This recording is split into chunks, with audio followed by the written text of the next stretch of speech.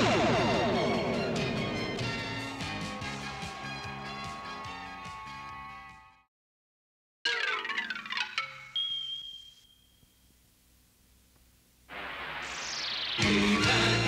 the Masters of the Universe.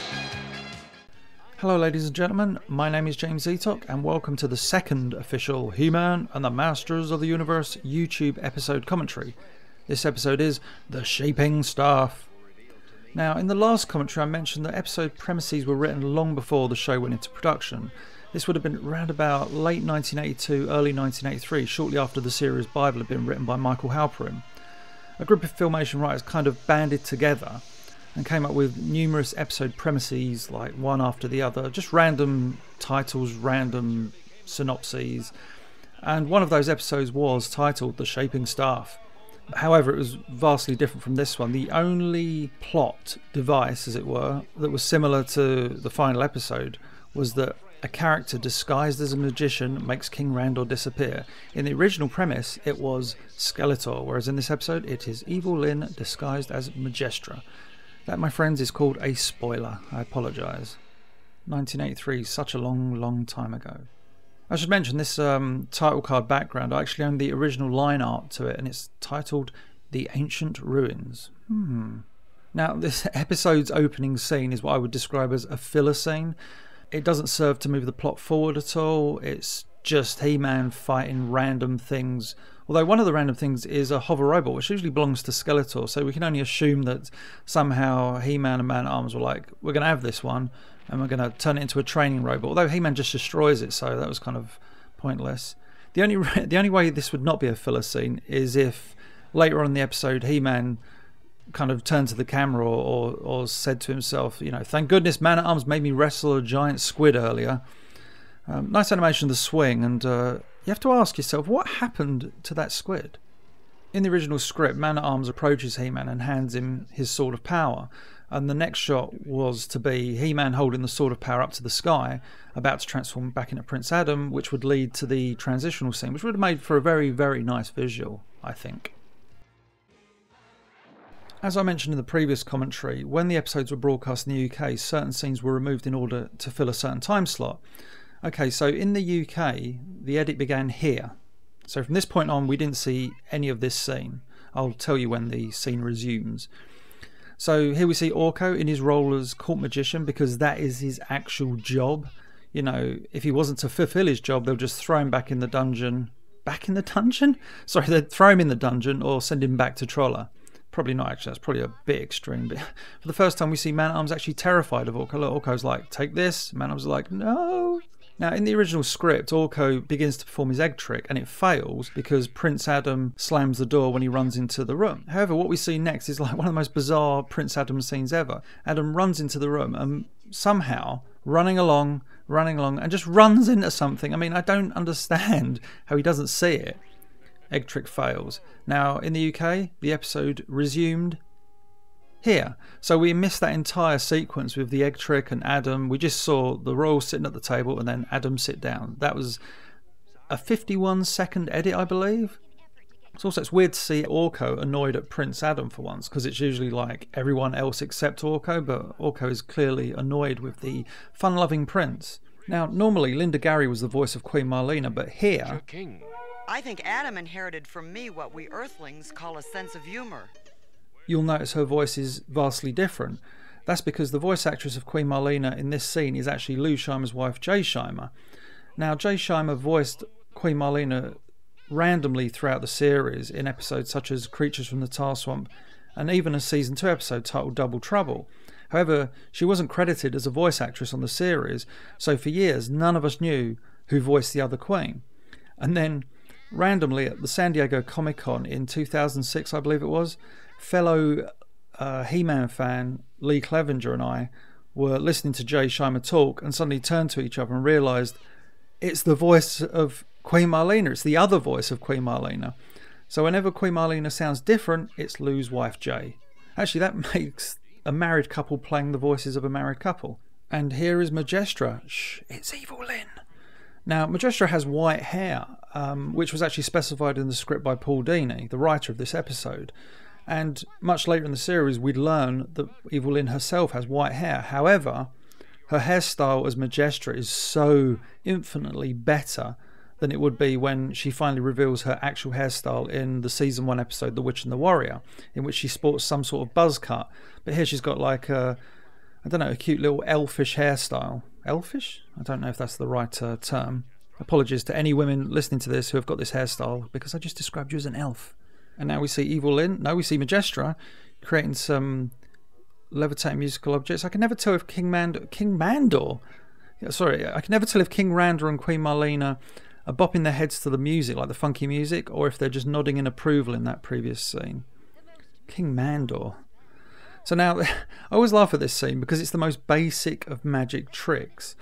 Like, the disappearing box trick is something you see in real life, but the Eternians seemed absolutely fascinated by it. And they're absolutely shocked and horrified when King Randor disappears when the door slides the other way. And yet, a few seconds earlier, Orko was trying to summon a demon. And it's like, hang on a second. You know, your king disappears, but you weren't batting an eyelid when Orko was about to summon a demon from another dimension. And also, Teela here is like, that's some trick. And yet, Teela's seen the act of teleportation in her world. You know, it's just like a sliding door and a king vanishing doth not magic make on Eternia. That sounded quite profound. I do like this, the idea that Randor starts eating and you think, you know, because watching this episode for the first time, you're like, okay, King Randor's got an appetite now, but Majestra seems awfully forward with him. You know, Your Highness. And then they disappear off. You know, nobody bats an eyelid. It's like, yeah, your king is suddenly going to walk off with the new sexy lady. I would like to have seen a reaction shot from Queen Marlena, like, excuse me? Where do you think you're going? Here, and I'm going to find out what it is. And now, here we are in the rarely seen dungeons. It's actually, dungeons show up in an episode, again, Creatures from the Tar Swamp, but they're very different looking.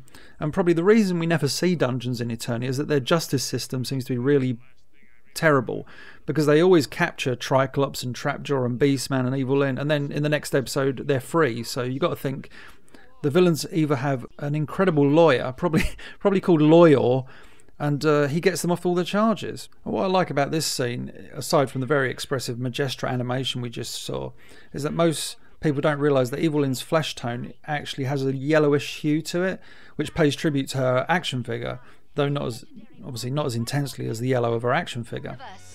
But the shaping staff is just a myth, a fairy tale. Here we see King Randor uttering a myth, a fairy tale. It's funny, in Eternia you have all these magical objects, and yet so many people don't believe in them. They're either a myth, a fairy tale, or more than often a legend. If you go through the series and pick out every time someone says a legend, it's like a drinking game basically. King of Eternia, now be king of goats! Trust me, nobody wants to be king of goats. Actually, it's quite funny. In this scene, if you heard the previous dialogue, Evelyn is subservient to Skeletor. Like, she's got the shaping staff, then she's going to give it to Skeletor. Whereas in other episodes, especially the earlier ones, she's holding on to that staff, trust me, and she's going to try and overpower Skeletor and take his leadership. But this is a subservient Evelyn for some reason. And I have to say, I absolutely adore Orko's cricket design when you see him transformed. Again, I keep spoiling this episode, but then if you're watching this episode with the commentary first, you really should watch the episode without the commentary. It's kind of how it was meant to be seen. So there we go, Cricket Orko. Oh, he's so cute.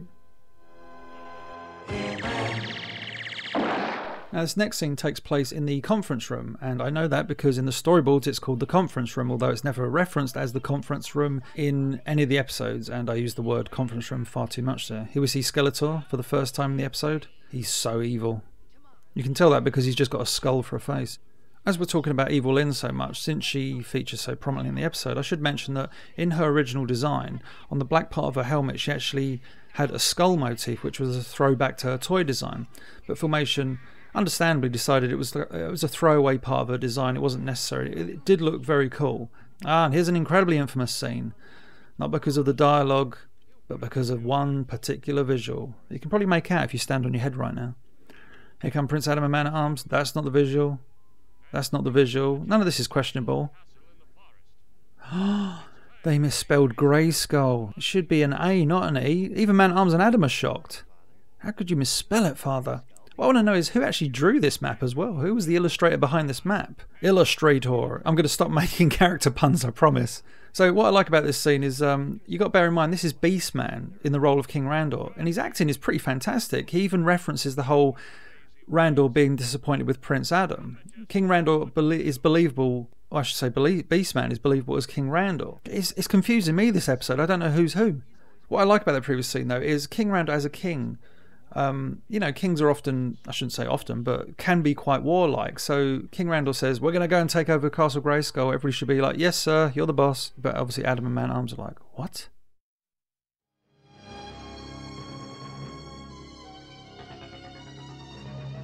Prince Adam asleep, and still continues to wear his gauntlets or wrist bracelets or whatever they are.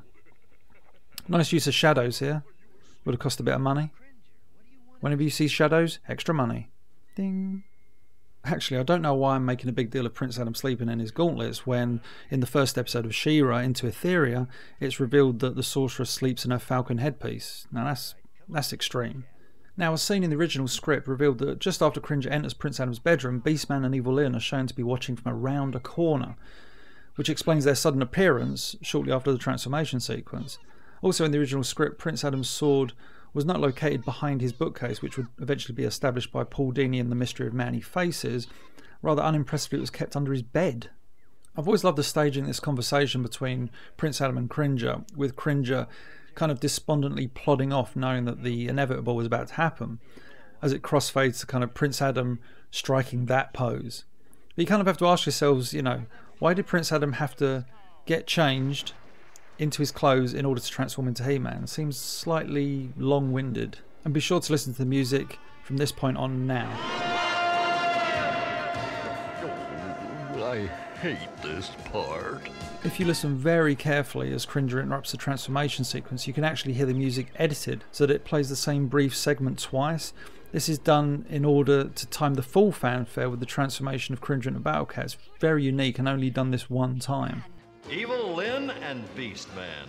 So, Adam's fears were right. I like the way He-Man has to immediately explain his presence in Prince Adam's bedroom to Evil Lyn and Beastman. Adam had fears that you might attack. That seems awfully far-fetched. Originally, the confrontation between Beastman and Battle Cat was far longer and had a great shot of Beastman and Battle Cat in a standoff, with Battle Cat eventually swiping his paw towards Beastman and Beastman kind of recoiling in fear. Also, why are Man-at-Arms and Teela still up? Are they on guard duty or something? That'd explain why Teela has a sword in her hand. I like how effortlessly He-Man just knocks the shaping staff out of Evil Lyn's hand. And it's also very, very cool when you see Evil Lyn using her magic proficiently, blinding He-Man temporarily. Which actually leads to a pretty good effect because we see He-Man's point of view. And they use the camera out of focus and bring it back into focus. Here we go. And he sees Evil Lyn. And for some reason her cape's constantly moving, I don't quite know. Some great reaction shots coming up. Man-at-Arms' face is quite priceless. Watch this. Teela! And He-Man, oh no you didn't! And Evil Lyn looking awfully mad, like wide-eyed and crazy. I like where He-Man just drops a sword suddenly. It's a great little bit of animation. But foolish He-Man trusting Evil Lyn. You don't trust the villains, He-Man. Actually, the size of the cricket there, when you think that cricket was in Prince Adam's hand, how big is the goat? That would make the goat tiny. King Randor, the tiny goat. And the cape of Evil Lyn is still moving. Here's a very cool visual. You know, it's just a simple model sheet painted yellow, but it's effective as, you know, a golden statue. Man-at-Arms still shocked. And because Teela loves He-Man, she leaps to his defense, but Beastman captures her in a bag. And now we go over to Castle Grayskull by means of a transitional scene. Now, as many of you may have guessed by now, I love what Filmation did with He-Man or the Masters of the Universe. But what we're about to see is one of the most wasted opportunities in the entire series. It starts off with Skeletor's bad dialogue. I will make another He-Man, an evil one called Faker. And with that dialogue and gesture, Skeletor not only creates a clone of He-Man, but a clone that is equally as powerful and equally as strong. It just seems like such a throwaway moment. Surely something like the clone of He-Man, that a perfect duplicate of He-Man, should be a big moment in which an episode is built around, not just like, oh, this one minor scene.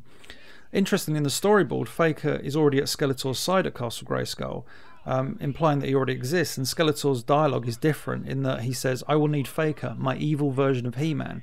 So we don't have to worry about the creation part at that point. Faker already exists.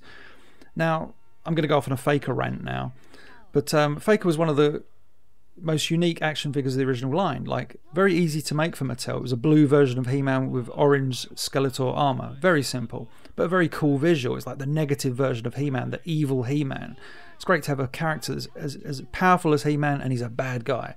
And he was such a unique character that they eventually brought him back later in the toy line. They were like, we're going to bring back Faker again and feature him in some mini-comic stories and build his character once more. So Faker gets a re-release. He's a pretty important character in the series, but in the cartoon, completely wasted.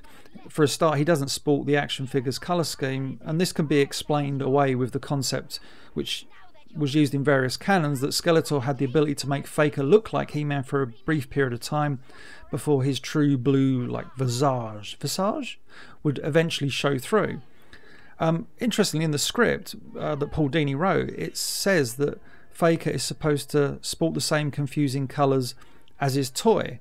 Hence Skeletor's line to him regarding the sorceress, "In this dim light she'll think you're He-Man."